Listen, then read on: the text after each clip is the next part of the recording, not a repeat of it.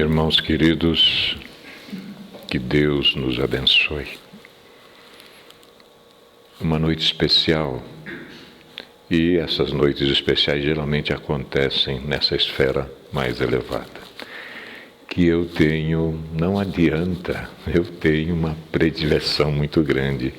Quantos anos, Manuel? 34, eu sei. 30, né, minha querida? Peguei no colo.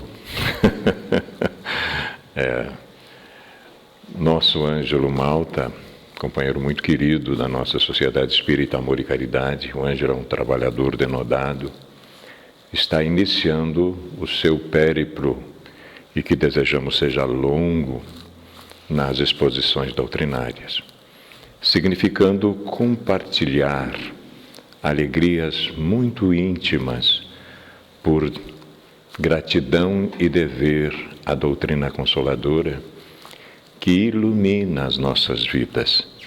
E os senhores terão uma prova disto nesta noite, né? Alguns dados do nosso Ângelo, ele não quis que eu falasse muito, eu trouxe apenas algumas informações.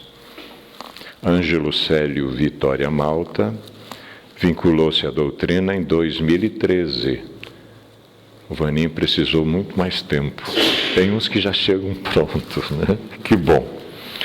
Expositor, trabalhador da nossa SEAC e agora também da regional. E o Ângelo é engenheiro eletricista, aposentou-se, mas continua dando a sua contribuição agora na área do avanço da incorporação de conceitos ético-morais na visão espírita. Trabalhará o Ângelo nesta noite a energia mental, uma abordagem introdutória, enfocando a maioria da palestra, né, Ângelo?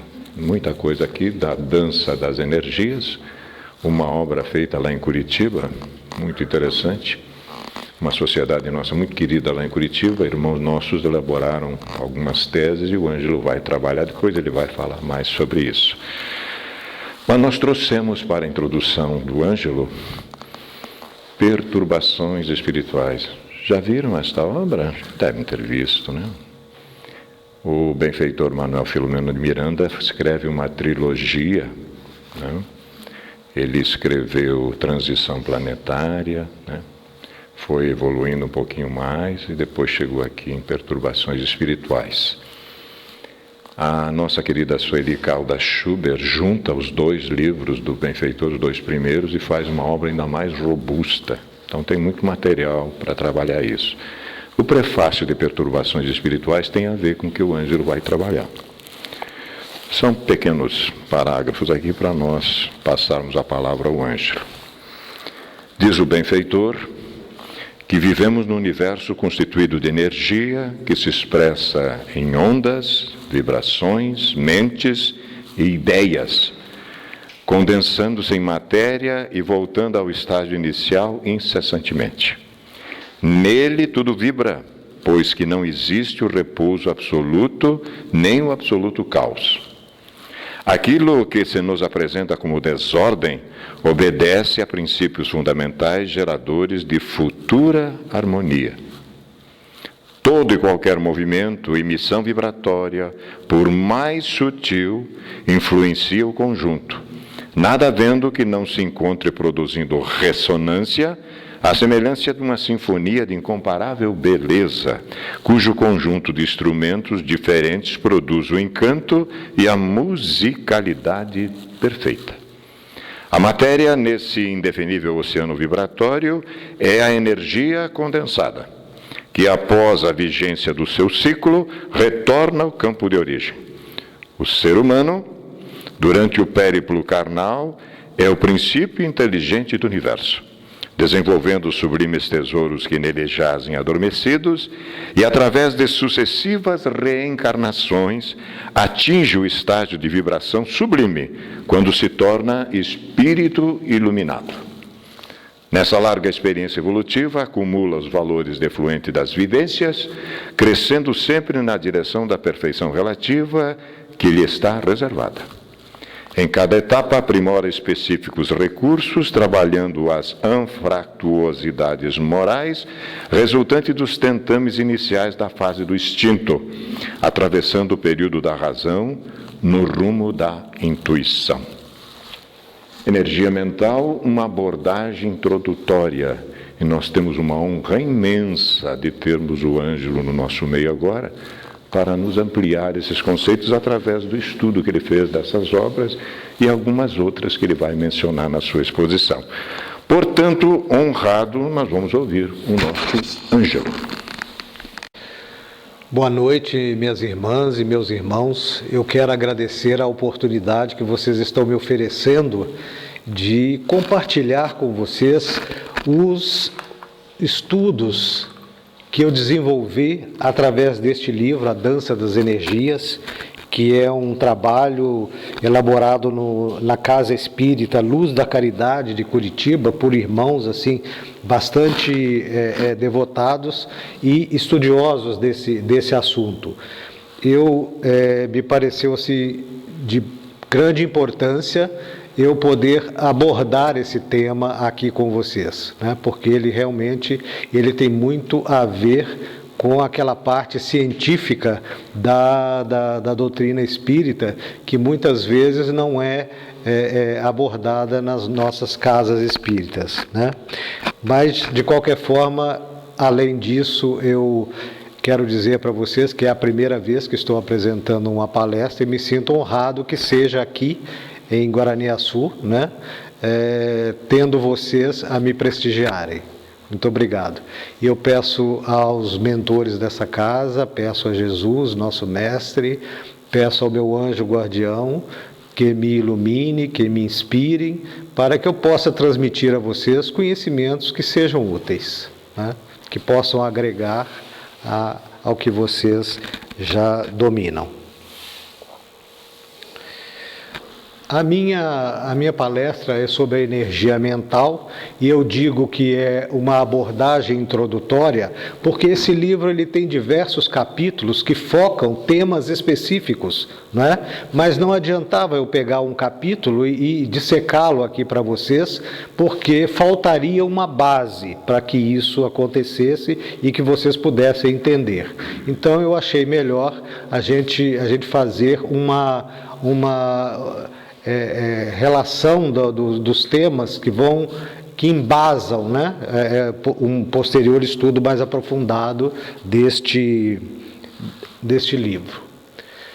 Vamos primeiro nos remeter ao Livro dos Espíritos e ver o que ele nos diz a respeito da matéria.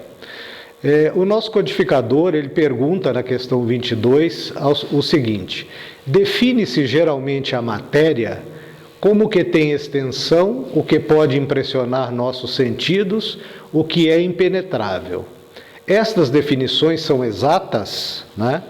Então ele está dizendo que a matéria, nós entendemos como matéria aquilo que nós podemos ver, podemos ouvir, podemos sentir pelo olfato ou pelo paladar, podemos pegar, né? Então isso nós entendemos como matéria.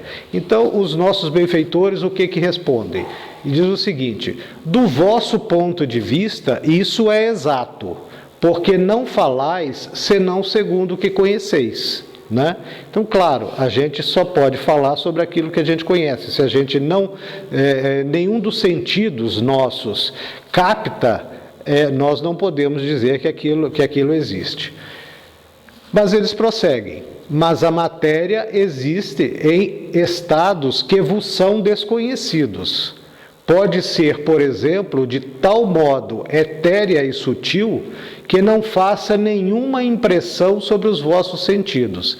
Entretanto, é sempre matéria, embora para vós não seja. Então tem muita coisa que é matéria, mas que a gente não sabe que existe porque elas não estão ao alcance dos nossos sentidos. Aqui nós temos um exemplo da matéria, como ela se apresenta para nós, humanos, né, encarnados. Nós temos a matéria nos seus 3 estados naturais aqui. Nós temos A matéria sólida, que está representada pelas casas, pelos muros, né, pelos troncos de árvores. Temos a matéria em seu estado líquido, que é a água, e temos a matéria em seu estado gasoso, que é o ar que nós respiramos, né? Então, as três fases da matéria aqui na nossa percepção. Na questão 31 do Livro dos Espíritos, o codificador pergunta ainda: de onde provém as diferentes propriedades da matéria? O que nós podemos identificar como diferentes propriedades da matéria? Nós podemos identificar o estado dela, se é sólido, se é líquido, se é gasoso, a cor, se é vermelha, se é verde, se a tonalidade da água é azul, ou se é verde, ou se tem uma outra cor, né? Por que as folhas das árvores, umas são mais verde escura, outras são verde clara, né? Então, o que respondem os nossos benfeitores? Dizem que as diferentes propriedades da matéria são modificações que as moléculas elementares sofrem pela sua união em certas circunstâncias. Ou seja, existem as moléculas elementares que, dependendo da quantidade, da forma com que elas se agrupam e da temperatura ou da pressão que se exerce sobre elas, elas adquirem uma folha de tonalidade verde clara, uma folha de tonalidade verde escura, o tronco de uma árvore que é sólido, mas não é tão sólido quanto uma pedra, né? A cor da água pode ser translúcida, como pode ser azul ou verde, enfim, depende muito da forma como as moléculas elementares se agrupam para que essas propriedades se revelem para nós. Na questão 36, o codificador pergunta: o vazio absoluto existe em alguma parte do espaço universal, né? Aí vem a resposta dos benfeitores: não, nada é vazio. O que é vazio para ti está ocupado por uma matéria que escapa aos teus sentidos e aos teus instrumentos, ou seja, aqueles instrumentos científicos que muitos dos nossos cientistas utilizam para pesquisar, né? Seja tanto no plano macro quanto no plano micro. Então, nada é vazio. Por exemplo, numa noite de céu limpo, a gente olha para o céu e vê as estrelas, né? vê a lua, e ao olhar para cima a gente vê uma imensidão de espaço que existe entre nós e aqueles corpos estelares, né? Então a gente se pergunta, existe um vazio nesse espaço? Será que há alguma coisa? Né? Aí os benfeitores estão dizendo: não, nada é vazio, né? Está ocupado por alguma matéria que escapa aos nossos sentidos, né? Embora a gente pense que haja o vácuo, né? Mas não, o vácuo não existe, na verdade. O que existe então nesse espaço, né? Que permeia os corpos no universo? Existe o fluido cósmico universal, que é definido por Allan Kardec no livro A Gênese, capítulo 14, item 2, como a matéria elementar primitiva, cujas modificações e transformações constituem a inumerável variedade dos corpos da natureza. Então, aquilo que eu já havia falado lá no início, né?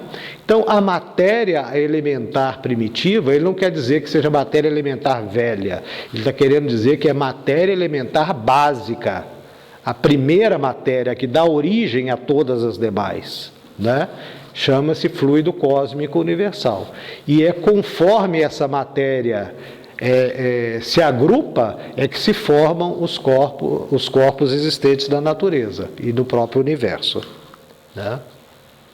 Bom, em 1905, Albert Einstein, ele, através da teoria da relatividade, ele demonstrou que matéria e energia são a mesma coisa.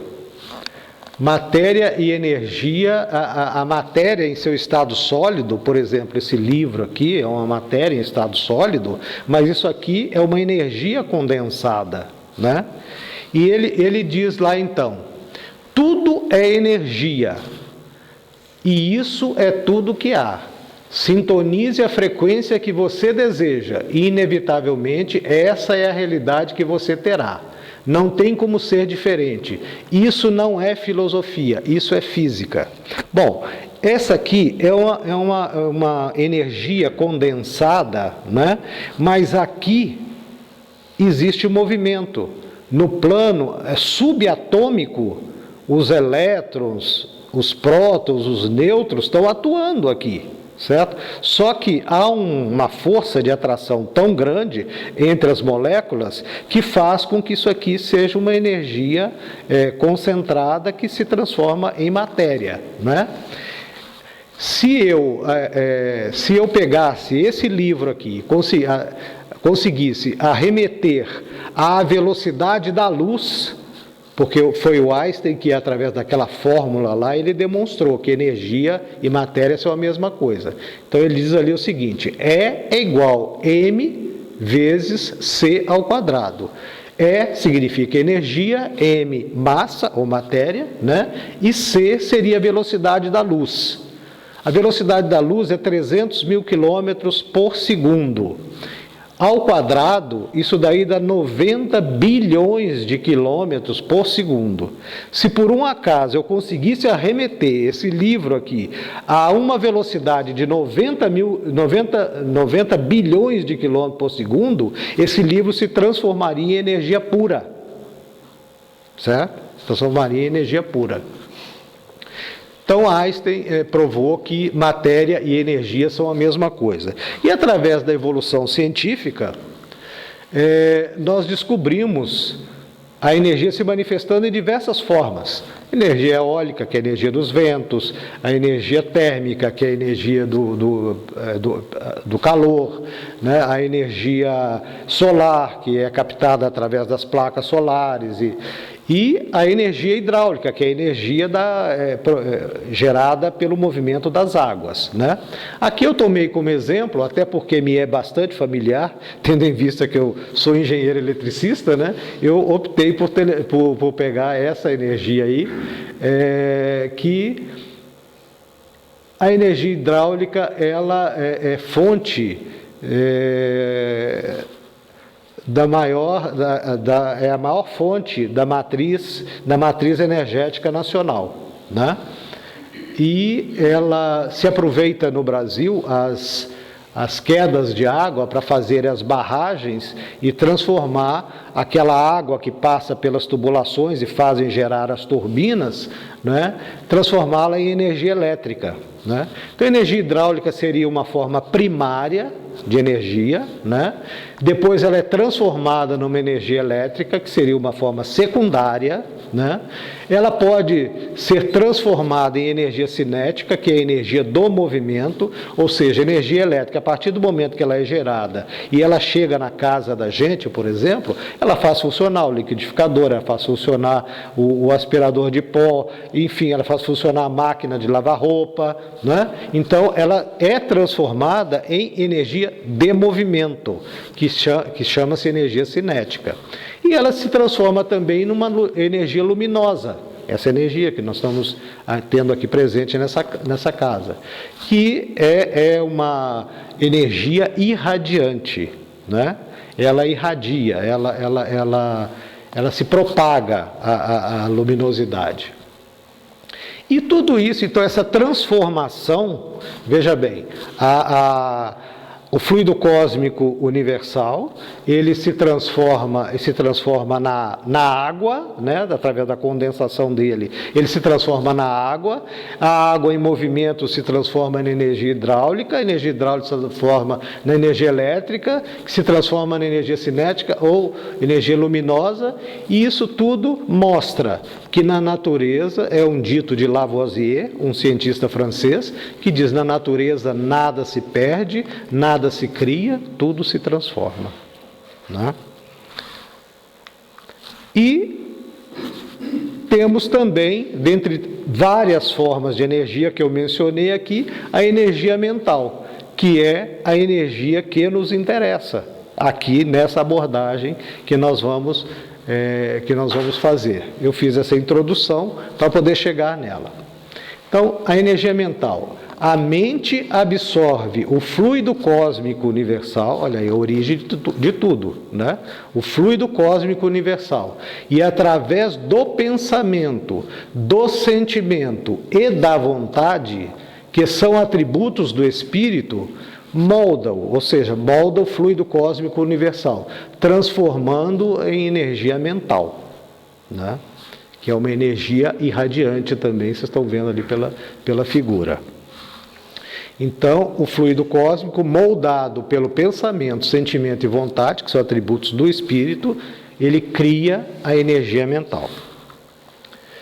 Bom, Joana de Ângeles, no livro Dias Gloriosos, diz o seguinte: a mente é dínamo gerador de energia, de difícil catalogação. Catalogação, classificação, identificação, né? Poderíamos usar essas três palavras aí. De difícil catalogação, que se expressa automaticamente conforme o conteúdo emocional de que se reveste. Força irradiante, o seu teor vibratório resulta dos sentimentos que emite.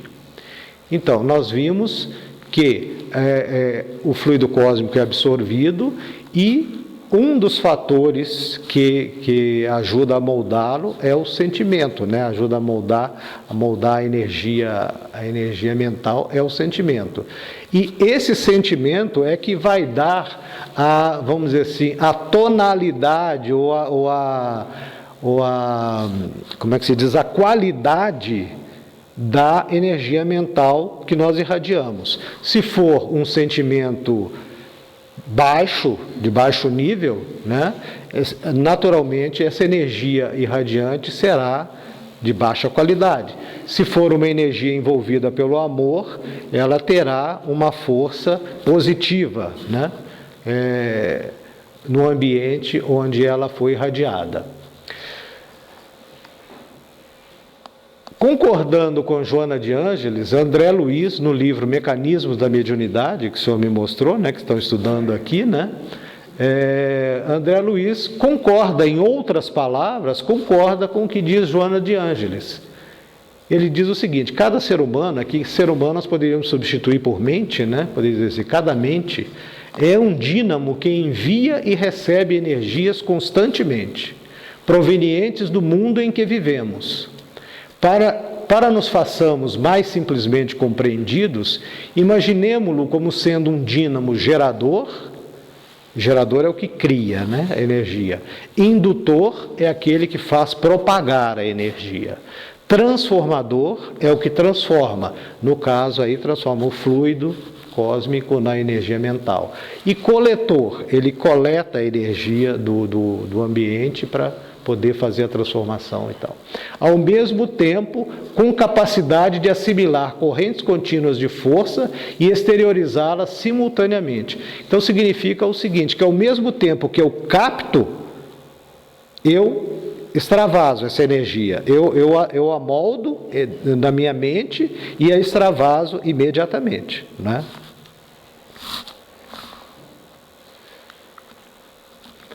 O pensamento também é um dos fatores que ajuda a moldar a qualidade da energia mental, né? Ele próprio não deixa de ser também uma energia, o pensamento. O pensamento, que é uma emanação de energia mental, aliado ao livre-arbítrio, constitui-se em instrumento para a evolução do espírito. Ou seja, o que nós pensamos, se for um pensamento que gere algo, porque o pensamento normalmente é o começo de tudo, né? Nós pensamos, nos organizamos mentalmente e depois partimos para a ação, né? Então, o pensamento, quando ele é aliado ao livre-arbítrio, se for para o bem, ele é um instrumento para a evolução do espírito. Se for para o mal, ele é um instrumento de atraso do espírito, né? Então, o pensamento aliado ao livre-arbítrio constitui-se um instrumento para a evolução ou para atraso do espírito. Vamos descrever aqui um efeito mórbido do pensamento que eu extraí das páginas 25 e 26 do livro Dança das Energias. As emanações de energia mental, vitalizadas por emoções negativas, vão se transferindo para o corpo físico, em busca de suas regiões mais vulneráveis, para se apresentarem fisicamente como sintomas de doenças relacionadas com a natureza das emoções emitidas. Estas podem se traduzir numa variedade de doenças, tão amplas como o número de intencionalidade das emoções humanas. Então, aquelas emoções negativas, elas, se geradas com muita persistência pela nossa mente, né, elas vão se introjetando no nosso organismo. E cada um de nós tem alguma parte do nosso corpo que nós chamamos de órgão de choque, né? Alguns é a cabeça começa a doer quando a energia está muito negativa, outras é o aparelho digestivo que se desarranja, outros já é o coração que sofre uma taquicardia. Enfim, cada um de nós tem um órgão de choque quando a gente tem alguma emoção negativa. E naturalmente, essas energias negativas, elas vão se canalizando para aquele órgão de choque, que no futuro vai se manifestar uma doença nele, né? É isso que está querendo dizer, que dependendo da intencionalidade das emoções que nós emitimos, nós vamos gerar doenças em nós mesmos, né? Assim, a expressão do ódio poderia gerar o câncer. O egoísmo poderia causar a tuberculose. A eclosão das doenças no corpo físico indica que seu portador estava há muito tempo emocionalmente doente. Então, quer dizer, antes da própria doença se manifestar fisicamente, o corpo físico já estava emocionalmente doente, né? Então, nada mais é do que uma exteriorização de uma doença que já estava dentro de si. E que a enfermidade é a manifestação final de um processo de desequilíbrio mental, que começou no passado desta ou de outras vidas. Nem sempre é nessa vida só, pode ter começado em outra, né? Nas primeiras expressões de negatividade mental contra o semelhante ou contra si mesmo, né? Então, aquelas expressões negativas mentais que nós emitimos contra os semelhantes, elas acabam se voltando contra a gente também, porque nós vamos ver mais adiante nessa palestra que a sintonia, vamos dizer assim, depende do estado de equilíbrio que a gente se encontra, para poder captar ou não a energia, né? A invisibilidade sintomática desse processo, quer dizer, nós não percebemos isso daí, nós estamos emitindo energia negativa, mas nós não vemos essa emissão, né? A invisibilidade sintomática desse processo não impede que a própria medicina acadêmica esteja chegando à conclusão que as causas das enfermidades humanas têm sua origem no plano mental. Então, isso significa que a ciência, normalmente, ela gosta de tudo muito comprovado, né? Então, se você não vê, se você não sente, se você não tem como provar, então aquilo ali é descartado. Mas, independente dos cientistas não estarem percebendo, não estarem vendo esse processo, eles já estão admitindo que a origem das doenças humanas está no plano mental, né? Está no plano mental. E a gente está percebendo que espiritualmente há uma comprovação que isso é uma verdade. Imagens do pensamento. O pensamento plasma figuras idealizadas do que se está pensando, positiva ou negativamente, dando-lhes formas, movimentos e ação, tudo com a vibração que traduz o grau evolutivo do emitente. Então, nós podemos perceber ali aquela menina, né, imaginando-se casando, idealizando o seu vestido de noiva, o seu buquê, o seu penteado, entrando na igreja, né? Enquanto ela está pensando tudo isso, isso está se plasmando no plano espiritual. Todo o pensamento ele está se revelando figurativamente no plano espiritual, certo? Então, se nós, por exemplo, imaginamos num acesso de ódio, né, assassinarmos um desafeto nosso, por exemplo, imaginarmos que vamos dar um tiro nele para exterminar com a vida dele, né? Nós, no pensamento, nós bolamos todo aquele processo, né, que vamos realizar, ainda que não o concretizemos, né? Então, tudo aquilo fica registrado no plano plasmado no plano espiritual como algo, como um filme, por exemplo, que se passa, né? Que se passa. E nós vamos ver, então, mais à frente, que temos que tomar muito cuidado com isso, porque nós temos uma multidão que nos vigia, né? Que está percebendo o que nós estamos pensando, porque como eu falei, o que nós pensamos, nós externamos como se fosse um filme, né? E a espiritualidade percebe. Por isso que nós não devemos falar alguma coisa que a gente não está sentindo. Pode acontecer de alguma pessoa, algum palestrante vir dizer alguma coisa, isso a gente percebe muito nos meios políticos, né? Quando vai se fazer um discurso em que a pessoa demonstra verbalmente uma certa emoção, uma satisfação, algo assim, mas que é tudo da boca para fora, ele não está sentindo nada daquilo, né? Então, a espiritualidade está vendo que ele está falando mentira, certo? Embora aqueles que estão encarnados não percebam, mas a espiritualidade percebe. Paulo de Tarso, né, já dizia que uma multidão de invisíveis, né, nos vigiam, né? Nos vigiam. Então a gente tem que tomar muito cuidado com o que a gente pensa para não estarmos nos endividando ou nos desmentindo a nós mesmos, né, perante a espiritualidade. Quando nós, vamos dizer assim, captamos o fluido cósmico universal, nós dissemos lá atrás, né, que através do pensamento, da vontade e do sentimento, nós criamos um campo de energia mental, né? Esse campo de energia mental nós podemos chamá-lo de campo de energia psíquica, de aura, né? E de psicosfera individual. É tudo a mesma coisa, certo? Tudo a mesma coisa. Nós conhecemos mais como aura, né? Como aura, isso daí. Mas não deixa de ser, a aura não deixa de ser uma externalização do campo energético mental, né?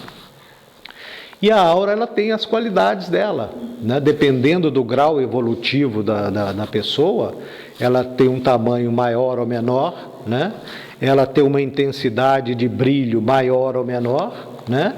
E ela tem cores também, dependendo dos sentimentos, a gente emana uma aura de uma cor ou de outra, né? E aqui nós temos um exemplo dos efeitos do pensamento negativo e positivo na aura humana. nós vemos aqui essa irmã nossa envolvida por uma aura escura, né? Opaca, pesada, né? E vemos na outra fotografia um irmão com uma aura radiante, colorida, translúcida, né? Então significa o quê? Que a energia mental emanada dessa irmã aqui está muito pesada, de teor vibratório muito baixo, né? E do senhor lá está uma aura com teor vibratório muito melhor, né? Muito melhor. Então, por isso é um dos motivos que a gente deve cuidar do pensamento, porque a gente emana essa aura aí, positiva ou negativa. Bom, as auras que cada um de nós tem, elas interagem entre si, né? Então, aqui nós vemos duas pessoas interagindo. Coincidentemente, as duas auras são auras bonitas, auras brilhantes, douradas e tal. Mas poderia ser duas auras escuras, ou uma aura brilhante e a outra escura, né? Essas auras, quando nós estamos com pessoas interagindo, existem como se fossem vasos comunicantes entre elas. Através desses vasos comunicantes, as energias fluem de uma pessoa para outra, né? Então, aqui no ambiente, certamente, todas as nossas auras aqui estão interagindo umas com as outras, né? E nós estamos intercambiando energias aqui. Esse intercâmbio de energia, ele se dá principalmente quando há uma semelhança de energias entre as pessoas, né? Uma energia negativa emanada por uma pessoa que está com uma energia positiva, ela vai até aquela pessoa que está com energia positiva, mas devido ao alto padrão vibratório que ele rechaça aquela energia negativa. Aquela energia negativa, então, acaba voltando para a própria pessoa que a irradiou, né? Agora, quando um está com energia negativa, o outro está com energia negativa, há afinidade, e a mesma coisa quando ambos estão com energia positiva, há afinidade. Nós chamamos esse fenômeno, aliás, isso uma definição que está dada nesse livro, de ressonância, ou seja, quando há afinidade entre as energias trocadas entre as auras, né? E faz parte das leis universais, né, que diz que semelhante atrai semelhante e aqueles que não são se repelem, né? Influência das vibrações negativas no ambiente físico. Quando a gente chega num ambiente, via de regra, a gente sente a influência energética que está predominando naquele ambiente. Se é uma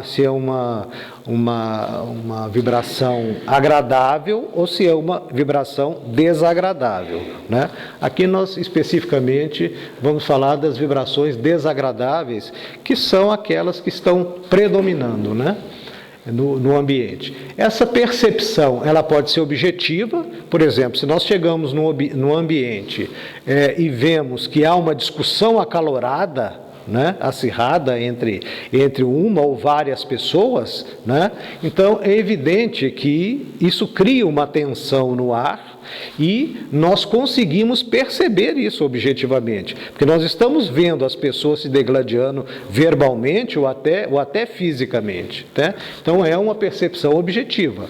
Agora, há situações que a gente chega num ambiente, por exemplo, e que aparentemente está tudo normal, mas a gente sente um choque, né?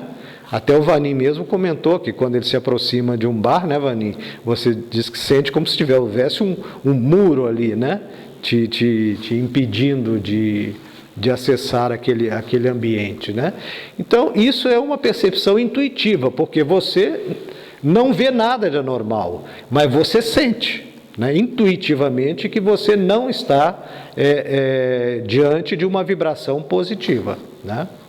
Aí, nesse caso, nós temos que acionar os nossos mecanismos de defesa para nós não entrarmos em sintonia com aquelas energias negativas, né? E o que nós podemos fazer? Nós podemos entrar em prece, estado de prece, podemos começar a pensar coisas alegres que não tem nada a ver com aquilo que está ocorrendo ali naquele ambiente, pensar em coisas mais positivas, né? Nós podemos nos retirar do ambiente,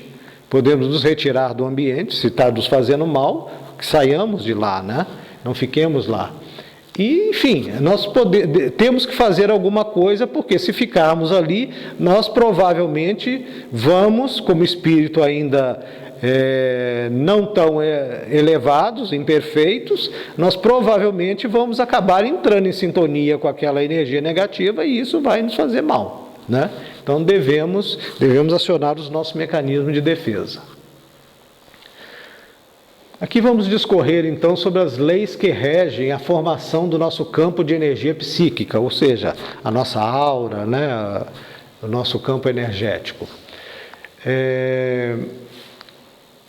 Também são leis que estão aqui registradas nesse livro Dança das Energias. Somos os únicos responsáveis pelo nosso próprio campo energético.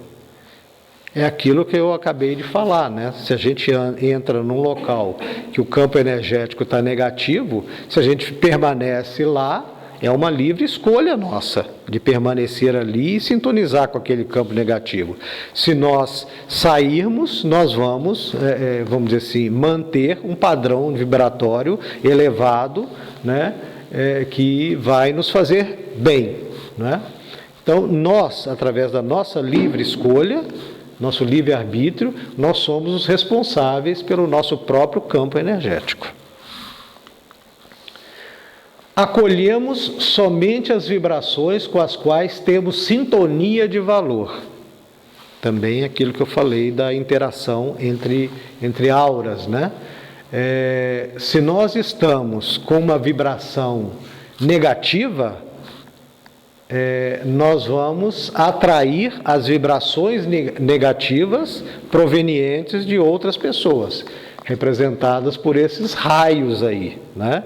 Que vão acabar nos atingindo, vão para o nosso órgão de choque, no nosso organismo, e vão acabar se transformando em doenças, né? Então, nós acolhemos as vibrações com as quais temos a sintonia de valor. Se nós estamos mal, vamos acarretar uma atração de uma vibração inferior. Aí, registrando, né, que as vibrações de frequências elevadas, em frequências elevadas, são características de estado de espírito elevado, né, e vibrações de baixa frequência são vibrações características de estado de espírito atrasado, né, ou seja, de baixa qualidade, baixo valor, né. A assimilação de um tipo de conhecimento só é possível às mentes que estejam preparadas para entendê-lo. Jesus já disse lá, né, quando passou pela terra, ele disse aos apóstolos, né, quando ele anunciou a vinda do Consolador, né, ele disse que muita coisa ele teria ainda para dizer, mas só não diria naquele momento porque nós não estávamos aptos, né? Estávamos com a mente ainda muito pequena para podermos assimilar os conhecimentos que ele ainda teria para nos transmitir, mas que ele mandaria futuramente o Consolador que iria restabelecer todas as verdades, né? Então, isso daí, a nossa mente, né? A nossa mente também só capta aquilo que ela está preparada para poder entender, né? E com isso daí ela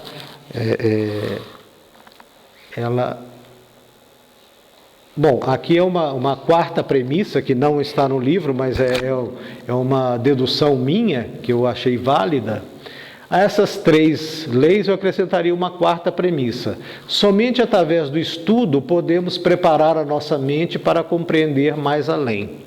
É claro que o estudo, ele amplia a nossa visão, a nossa capacidade de raciocínio, né? A nossa consciência, para que nós possamos absorver mais conhecimentos. Né? Então o estudo é muito importante para isso daí. Se a nossa mente só está capacitada para entender aquilo para o que ela já está preparada, então nós podemos ampliar essa capacidade através do estudo. Né? Aqui é um convite que eu gostaria de fazer para vocês, né? Que diz o seguinte: como as árvores se livram das folhas mortas, livrem-se de todo pensamento que os impedem de serem felizes. Né? Porque os pensamentos, a gente já viu que, aliado ao livre-arbítrio, eles podem nos levar ao avanço espiritual ou ao atraso espiritual. Né? Então nós devemos ter, se queremos evoluir, devemos sempre mudar o nosso panorama mental toda vez que nos acudir algum pensamento negativo. Nós devemos nos esforçar para poder mudar aquele panorama mental a fim de entrarmos num plano de sintonia superior. Né? E por último, essa frase desse senhor, que é um pastor e escritor norte-americano, que eu achei muito, muito bonita também essa expressão dele. O pensamento positivo pode vir naturalmente para alguns. Aqueles que já estão mais evoluídos, né, naturalmente eles geram pensamentos positivos. Mas também pode ser aprendido e cultivado para aqueles espíritos que, como eu, por exemplo, ainda estão no atraso. Eu não emito só pensamento positivo, eu emito pensamentos negativos também, mas eu posso, através do meu esforço, né, pessoal, eu posso aprender, né, a retirar do meu panorama mental os pensamentos negativos e pensar positivamente. Então eu posso aprender e cultivar esse hábito. Né? O pensamento positivo pode vir naturalmente para alguns, mas também pode ser aprendido e cultivado. Mude os seus pensamentos e você mudará o seu mundo. Com certeza você atrairá um ambiente de muito mais fraternidade, muito mais felicidade à sua volta. Né? Então, meus irmãos, era isso que eu gostaria de apresentar para vocês. Espero que tenha sido bastante útil, né? Que seja uma agregação de conhecimentos. Muito obrigado.